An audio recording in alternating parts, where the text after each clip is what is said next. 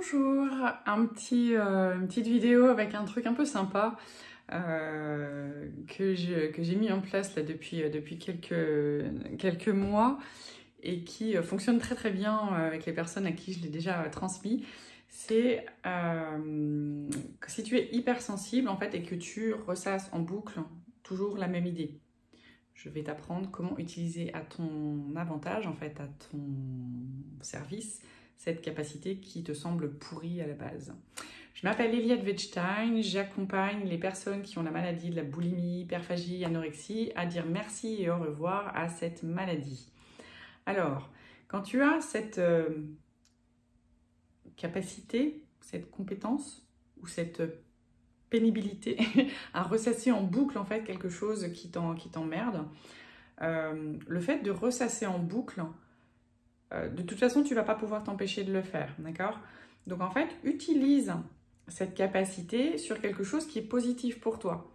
C'est-à-dire qu'au lieu de penser « Ah là là, j'aurais dû répondre ça et en fait, je suis nulle. » Ok? Parce que ça, de toute façon, tu vas pas réussir à l'enlever. Donc, enfin, tu vas pas réussir à empêcher ton mental de tourner constamment. Donc, mets quelque chose d'intéressant pour toi, en fait. Comme ça, ton mental, il peut tourner en boucle, mais pour quelque chose qui est support et pas quelque chose qui te plombe. Donc, par exemple, tu peux remplacer par je suis super douée et j'ai toujours des bonnes idées et j'ai de la répartie. Tu vois? Parce que si tu tournes en boucle sur un truc, oh là là, j'aurais dû dire ça et pourquoi j'y ai pas pensé, et là là là, et puis en plus tu as le ventre qui se vrille et c'est insupportable. Donc en fait, chope qu'est-ce qui est en train de tourner en boucle dans ta tête et transforme-le en positif et tourne en boucle sur le truc positif. Parce que si tu tournes en boucle sur oh là là, mais j'ai vachement de répartie et en fait je suis super douée et j'ai confiance en moi et donc la répartie elle va venir super, la répartie elle est facile, etc. Et ben mine de rien, c'est quelque chose plutôt qui te fait, tu vois, qui te fait du bien.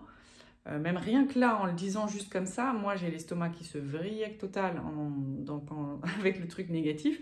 Alors que là, avec quelque chose de positif, il y a comme quelque chose qui se redresse, quelque chose qui se réveille à l'intérieur. Et il y a vraiment quelque chose de plus léger. Donc, c'était mon petit mémo du jour.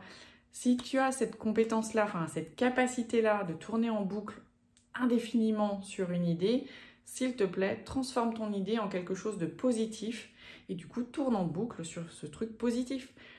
Parce que c'est ce qui va te tenir, c'est ce qui va te booster, c'est ce qui va changer en fait à l'intérieur de toi l'énergie.